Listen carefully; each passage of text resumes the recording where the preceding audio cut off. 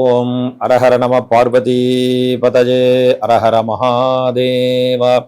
தென்னாருடைய சிவனே போற்றி, எந்நாற்றவர்க்கும் இறைவா போற்றி.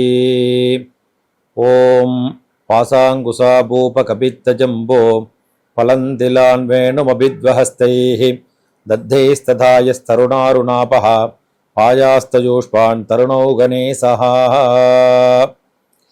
அன்பார்ந்த பக்த கோடி மெய்யன்பர்களே, அனைவருக்கும் வணக்கம். நமது இந்த பதிவில் அடுத்தபடியாக ஆயில்ய நட்சத்திரம், ஆஸ்லேஷா நட்சத்திரம் என்று சொல்வார்கள். பொதுவாக 3 நட்சத்திரங்களுக்கு ஒரு ராசி வரும். அதிலே 1ஆம் பாதம், 2ஆம் பாதம், 3ஆம் பாதம், 4ஆம் பாதம் அப்படின்னு வரும். சில நட்சத்திரங்களுக்கு ஒரு ராசி மட்டும்தான் வரும். ஆயில்ய நட்சத்திரம் அப்படின்னா கடகராசி மட்டும்தான். அது மாதிரி புனர்பூசம் அப்படின்னா மிதுன ராசி கடகராசி வரும். பூசம் அப்படின்னா கடகராசி தான். பூச நட்சத்திரம் ஆயில்ய நட்சத்திரத்துக்கெல்லாம் ஒரு ராசி தான். அந்த மாதிரி இந்த ஆயில்ய நட்சத்திரம் அப்படிங்கிறவங்களுக்கும் கடகராசி அப்படிங்கிறது தான். பொதுவாக இந்த கடகராசியில் பிறந்தவர்கள், ஆயில்ய நட்சத்திரத்தில் பிறந்தவர்கள்லாம் புதன் ஆதிக்கத்தில் இருப்பாங்க. அந்த புதன் திசையில அந்த புதனோட புத்தி எப்படி இருக்குமோ அதே போல அவங்களுக்கு இருக்கும். இப்போ இந்த ஆயில்ய நட்சத்திரம் கடகராசி அப்படின்னாக்க புதன் அப்படின்னாக்க வித்யாகாரகன் அப்படின்னு பேர். நவகிரகத்துல ஒரு கிரகங்களுக்கு ஒன்று. அதுல வித்யாகாரகன் பேர். வித்யா அப்படின்னா படிப்பு, கல்வி செல்வத்தை தரக்கூடியவர், தாய்மாமனு கூறியவர் அந்த புத பகவான் அப்படிங்கிறவர்.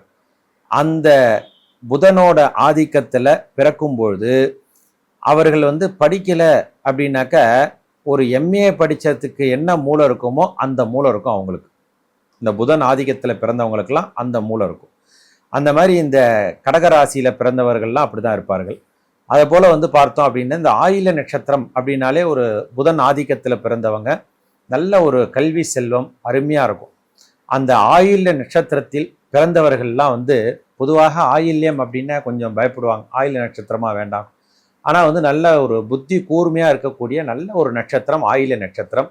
அந்த ஆயில்ய நட்சத்திரத்தில் தான் இந்த ராகு தோஷங்கள் இதெல்லாம் இருக்கு அப்படின்னா இந்த நட்சத்திரத்துல நம்ம பரிகாரம் பண்ணோம் அப்படின்னாக்க, ஆயில்ய நட்சத்திரத்தை நீங்க பரிகாரம் பண்ணோம் அப்படின்னாக்க அது உடனடியாக அந்த பலனை நமக்கு தரும். இப்போ நம்ம ஒரு டாக்டர்கிட்ட போறோம் அப்படின்னாக்க நம்ம உடம்புல ஏகப்பட்ட உறுப்புகள் இருக்கின்றது. இதெல்லாம் ஒன்னொன்னுத்துக்கு ஒரு டாக்டர் இருக்காங்க. இப்போ மேலே ஸ்கின் அப்படின்னா ஸ்கின் டாக்டருங்கிறது தனி. ஹார்ட் டாக்டர்கிட்ட போய் ஸ்கின்னுக்கு பார்க்க முடியாது. அது மாதிரி ஹார்ட் டாக்டர் அப்படின்னா அவர் தனி. அது மாதிரி கண் டாக்டர் அப்படின்னா ஐ டாக்டர் அப்படின்னு தனி. அது மாதிரி காதுக்கு தனி. அது மாதிரி ஒரு டாக்டர் தனித்தனியாக இருப்பாங்க, தனித்தனியாக படிச்சிருப்பாங்க. பல் டாக்டர் அப்படின்னா அது தனி. அது மாதிரி ஒருத்தருக்கும் ஒரு உறுப்புக்கும் ஒரு டாக்டர் இருப்பாங்க. அதே மாதிரி பார்த்தோம் அப்படின்னாக்க இந்த ஆயில்ய நட்சத்திரத்தை அன்னைக்கு இந்த நான் சொன்ன இந்த ராகு கேது பரிகாரங்கள் இதெல்லாம் நம்ம செஞ்சோம் அப்படின்னாக்க எப்படி நம்ம ஒரு பர்டிகுலர் உடம்புல வியாதியை வச்சு அந்த டாக்டரை போய் எப்படி நம்ம பார்த்து நம்ம உடம்பு குணப்படுத்திக்கிறோமோ அதை போல நம்ம தோஷங்களை குணப்படுத்திக்கக்கூடிய அப்பேற்பட்ட ஒரு நல்ல நட்சத்திரம் ஆயில்ய நட்சத்திரம். ராகு தோஷம், இந்த கேது தோஷம் இதெல்லாம் பரிகாரம் பண்றதுக்குரிய நட்சத்திரம் அந்த ஆயில்ய நட்சத்திரம். அப்பேற்பட்ட அந்த ஆயில்ய நட்சத்திரத்தில் பிறந்தவர்கள் வழிபடக்கூடிய க்ஷேத்திரம் பார்த்தோம் அப்படின்னாக்க திருந்து தேவன்குடி அப்படின்ட்டு ஒரு ஊர் இருக்கின்றது. இந்த ஊர் எங்க இருக்கின்றது அப்படின்னா திருவிசை நல்லூர் அப்படின்ட்டு கும்பகோணம் அருகாமையில் தான் இருக்கின்றது. திருவிடை மருதூர் அப்படின்னு ஒரு ஊர். இந்த அருகாமையிலே கற்கடேஸ்வரர் கோவில் அப்படின்ட்டு ஒரு சுவாமி இருக்கார். கற்கடேஸ்வரர் அப்படின்ட்டு இந்த சுவாமியை வணங்குவது நல்லது. அதாவது ஆயில்ய நட்சத்திரத்தில் பிறந்தவர்கள் திருந்து தேவன்குடி, திருவிசை நல்லூர், திருவிடை மருதூர், கற்கடேஸ்வரர் கோவிலில் சென்று இந்த சுவாமியை வணங்கி இறைவனை வழிபட்டு வாழ்வாங்கு வாழ இறைவனை பிரார்த்திக்கிறோம்.